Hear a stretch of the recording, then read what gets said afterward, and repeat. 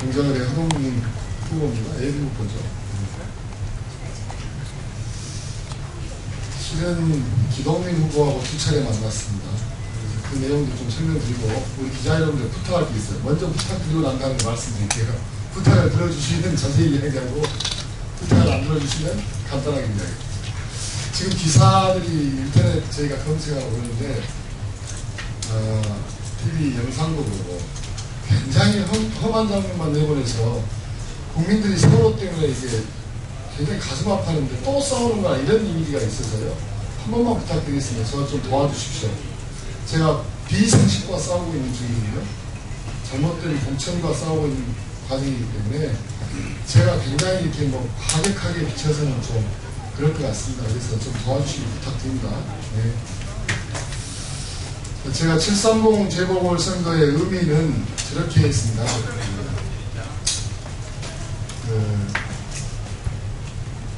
새정치민주연합이 수권 세력으로 갈 수 있느냐 없느냐는 중요한 계기다. 두 번째는 야권 세력이 재편되느냐 마느냐는 중요한 분수령이 될 거다. 이렇게 제가 먼저 말씀을 드렸어요. 이유는 새정치민주연합의 6.4 지방선거 결과를 보면 두 종류의 분들이 당선이 됩니다. 한 부류의 정치인들은 뭐냐면 계속적으로 지역에서 생활정치를 해왔고 지역을 풀뿌리 민주주의에 근거해서 지역을 열심히 지역 발전에서 주민과 소통한 분들이 됩니다. 또 한 부류는 국민의 눈높이에 맞는 개혁적인 정치를 해왔던 분들이 당선이 됩니다. 2010년부터 나타난 현상인데요. 6.4 지방선거에서 이창호 동작구청장, 정원호 성공구청장, 김수영 양천구청장은요 국민의 눈높이 맞는 그동안의 지역에서도 활동하고 개혁적인 정치인이 됐습니다. 그래서 당선됐고요. 이번에 처음.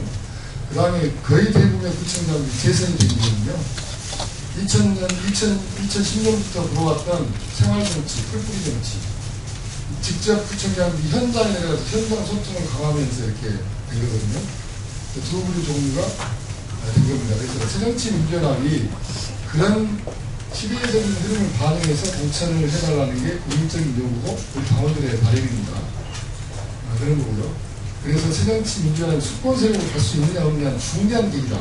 두 번째, 6.4 지방선거 때 나타났던 그 진보 정당들의 쇠퇴, 후퇴, 이거는요, 국민들이 그래도 어찌됐든 간에 그 야당에게 힘을 좀 모아줘야 되겠다. 제1야당에게 새정치민주연합에서. 왜냐하면 이게 너무 일방통행을 하시니까요. 박근혜 대통령께서 이걸 좀 견제해야 되겠다 이런 생각들이 있었을 거예요. 그래서 진보정당 지금 원내에 있는 뭐 정의당, 그다음에 뭐 통합진보당, 새정치민주연합, 뭐 지금 원내 의석은 없지만 노동당까지 포함해서 이 진보세력이 7월 30일을 계기로 해서 야권 대통합을 할 수 있는지 없는지, 그리고 안 되면 서로 정책적이나 연대를 할 수 있는지 중요한 계기점을 저희가 올 겁니다. 제가 예상하기는 성적은 엇비슷 할 것 같아요. 사실 저희 지역 이야기를 드리면 제가 여러분들에게 누차 말씀드렸지만 제가 잘못된 공천 관계에 대해서 항의하고 있고 그 재논의를 요청드리고 있는 겁니다. 기습적으로 최고위원회 상대원에서 방망이를 두드렸습니다. 그런데 공천관리위원회에서 결정을 했으면 재심이라도 할 수 있어요. 재심 청구라도 할 수 있습니다. 그런데 우리 당이 합당을 하면서 비정상적인 상황을 계속 유지하고 있습니다. 최고위원회에서 결정한 내용은요, 지금은 최고위원들 60%가 임명직입니다. 정상화되지 않은 거예요. 선출된 권력들이 옛날 민주당 최고위원들은 선출됐습니다. 당대표는. 선출되지 않은 임명된 권력들이 지금 당의 최고 의사결정을 하고 있는 겁니다. 그래서 최고위원회가 결정하면 60% 이상의 임명직이기 때문에 두 대표가 권한이 집중되어 있어요. 그런데 이 결정을 해놔버리면 옛날 같으면 당무위원회라는 게 있습니다. 당무위원회에서 전체 마지막 추인을 받아야 정당성을 확보하게 됩니다. 근데 지금은 당무위원회가 없어요. 당연직 당무위원들이 있음에도 불구하고 기구 구성을 안 했습니다. 중앙위원회도 구성되어 있지 않습니다. 당이 비정상적인 상황인 거예요. 비정상적인 상황을 정상화시켜달라는 겁니다. 그리고 후보 공천도 후보 공천에 원칙과 기준이 명확해져야 되지 않습니까? 공천관리위원회에서 후보자 공모를 했습니다. 저희 지역에 저를 포함해서 금태섭 대변인까지 6분이나 후보 신청해서 공천 심사를 했습니다. 그러면 객관적인 기준을 제시해주면서 저한테, 특히 저는요 14년 동안 그 지역에서 출마를 못하고 3번씩이나 전략공천 때려맞고, 그리고 한 번은 불공정 경선을 당했습니다. 한마디도 안 했습니다. 2010년에 경선에서 졌다라고 안철수 대표 측의 인사가 언론사 기사를 들렸던데, 한명숙 대표를 뽑았던 때 모바일 선거인단 신청을 해서 투표권을 행사했던 980명을요 일방적으로 주소 변경이라는 이유로 현장 투표인단으로 전환시킵니다. 모바일 선거인단은요 현장에 나가서 투표를 못하는 사람들이 신청을 한 겁니다. 투표 기회를 원천 봉쇄한 거죠.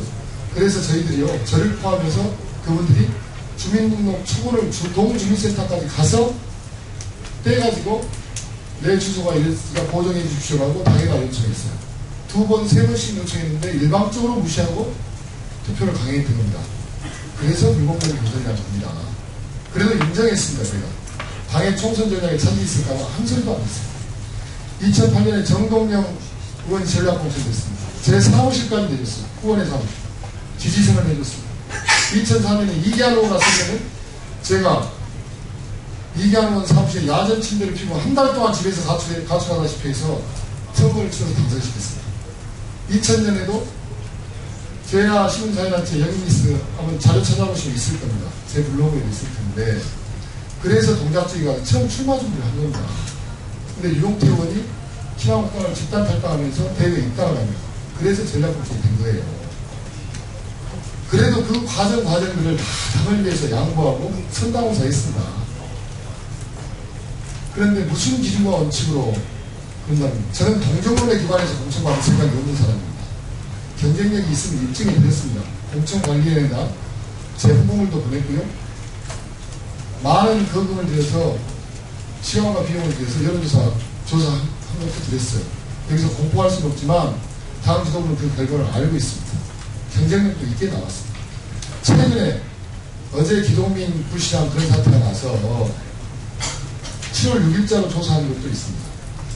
적합도라든지 경쟁력이 다 제가 이기는 걸로 나옵니다. 그런데 왜 경쟁력이 없다고 하는 거죠? 그런 지역을 지켜온 정치인에 대한 모욕입니다. 당 지도부가 아니면 당 관계자들이 그런 은사를 써서 지역에서 열심히 일해온 원외위원장들 사기를 안 깎았으면 좋겠고요. 그 다음에 단독공천 설명이요.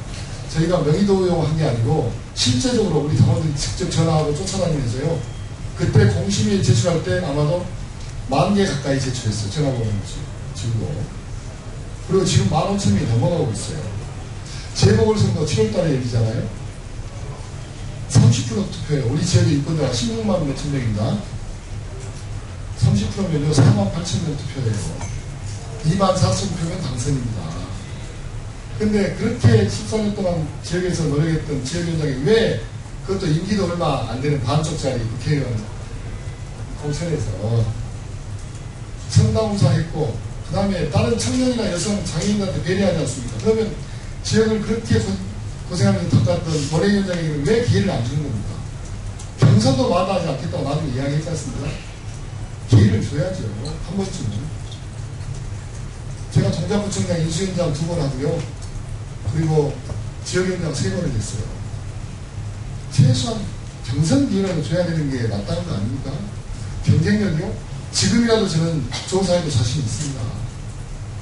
근데 저한테 납득할 만한 명분이나 근거를 대고 허동준 위원장 고생했지만 이러이러한 상황이니 좀 양보를 해주셨으면 좋겠습니다. 이렇게 저한테 사전에 상의했으면요. 저 이렇게 격렬하게 반발하지 않습니다. 최소한 기회라도 한번 줬으면요. 제가 왜 저희 부인하고 아들, 딸들 놔두고 여기서 이 천바닥에서 누워서 잡니까? 기자 여러분들이, 제가 단순히 기자 여러분, 제가 대변인단에 7년 동안 있어서 이 정론관이 익숙하고 저한테 다 동정론이 있는 거 알고 있습니다. 국회의원, 당직자 모두 기자를 할 것 없이 동정론이 있는데요. 제가 단순히 동정받고 이렇게 공천받고자 하는 게 아닙니다. 정당하게 경선할 기회도 주고요.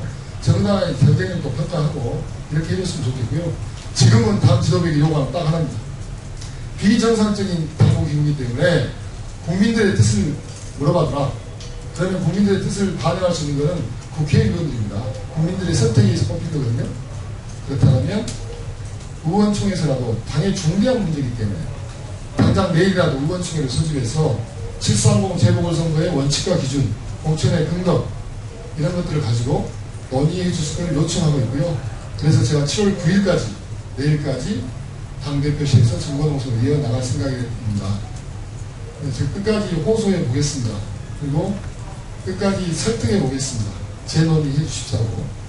그리고 저에게 길을 열어주셔야죠. 제가 말씀드리겠습니다. 왜 아까 그런 격렬한 표현이 나왔냐면요.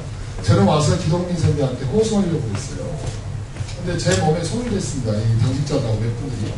그래서 제가 그 과정에서 이제 격렬하게 드린 겁니다. 제가 원래 폭력적인 사람도 아니고요. 그런 거니까 우리 기자분들께서 좀 양해해 주시고 그걸 굉장히 제가 폭력성 있는 사람처럼 격렬하게 항의하는 것처럼 이렇게 사진도 찍고 다루셨던데 TV 화면에도 비치는 게 제가 봐도 굉장히 우리 아이들이 보면 안 될 영상이더라고요. 그래서 좀 부탁드릴게요. 좀 도와주시고 기동민 부시장도 피해자입니다. 저도 피해자입니다. 어떤 것에 대한 피해자냐? 잘못된 공천에 대한 피해자입니다. 원칙과 상식에 반하는 공천을 해놓고 그걸 합리화시키기 위해서 해동준 위원장을 모욕하고 기동민 후보를 포장하기 위해서 합리화시키고 있습니다. 박원순 시장이요. 이름 안 팔았으면 좋겠습니다. 그분은 6월 4일 지방선거 때 재신임 받은 겁니다. 그런데 왜 재신임 받은 사람을 730 재보궐선거에 끌어들여가지고 또 제3의 신분을 받게 이렇게 발상을 하는 사람들이 누굽니까? 저는 상식적이 맞지 않다고 생각을 합니다. 그래서 저희가 자료 제출했는데요. 비교해보시면 기동민 정부시장과 23년 전이지 않습니까? 같이 했던 일이 너무 많습니다. 김근태 회장님과 같이 일을 했고 박원순 시장하고 같이 일을 했습니다. 무슨 차이가 있죠? 기동민 부시장은 동작을 재보궐선거에 나갈 수 있는 자격이 있는 미래세력이고 허동이면 안 된단 말입니까? 그런 논리가 있습니다. 최소한 우리 당원들과 지역 주민들 민심을 살피고 그걸 반영하는 공천이 돼야 되지 않겠습니까? 그래서 제가 일관되게 재고해 주십시오, 재논의해 주십시오. 발표할 때 간담회장을 막았었던 것도 하루만 기회를 달라고 한 겁니다. 그럼에도 불구하고 그 전에 사전에 상의도 없었고요. 지금 이 시간까지 당 대표들 회의하면서도요. 한 번도 저한테 면담하겠다고 제가 면담 요청을 했음에도 불구하고요. 면담해주지 않고 있습니다. 잘못된 것을 무도하게 밀어붙이려고 하고 있습니다. 기동문 부시장 저와 굉장히 친해요. 가족들도 친하고. 둘 다 잘못된 공천의 피해자들입니다. 그래서 우리 기자분들이 저하고 기동민 부시장하고 싸우는 거 아닙니다. 저는 원칙과 상식에 반하는 잘못된 공천 이거에 대해 싸우고 있는 거고요. 새정치를 한다면서 두 대표는 누가 그렇게 막강한 권한을 위임했단 말입니까? 당을 정상화 시켜주십시오. 비정상화 싸우고 있는 겁니다. 그래서 일신의 편안함을 위해서는 여기 농성 풀고 가서 선거운동 하면 됩니다. 근데 그게 아니고요. 정말 우리 새정치 민주연합이 국민들 눈높이에 맞게 집권 세력으로 나가려면 잘 준비해서 나가야 되는데 이런 모습은 안 된다. 이런 거고 정말로 아까 그런 영상이나 사진이 나갔을 때 국민들에게 정말 죄송하게 생각해요. 세월호 때문에 지금 국정조사하고 있잖아요. 우리 당의 문제 때문에 이렇게 국민들에게 보여준 볼상스러운 모습 제가 참았어야 되는데 참 제 몸에 손을 대니까 제가 격하게 반응한 것 같습니다. 그래서 좀 이해해 주시고 좀 도와주십시오. 호소드립니다. 좀 도와주시고요. 그리고 저희 지역은요. 철새 낙하산 정치 보내지 말라는 게 지역 민심입니다. 2000년부터 유용태 의원, 정동윤 의원, 이기환 의원, 정몽준 의원까지 심지어 다 떠나지 않습니다. 지금요. 원내 의석을 갖고 있는 새누리당도 전략공천하려고 그러죠. 새정치민주연합도 저는 재고 논의를 요청했으니까 아직 정해지지 않았지만 하죠. 자, 노동당도 그러죠. 정의당도 지역에 연고 있는 후보가 하나도 없어요.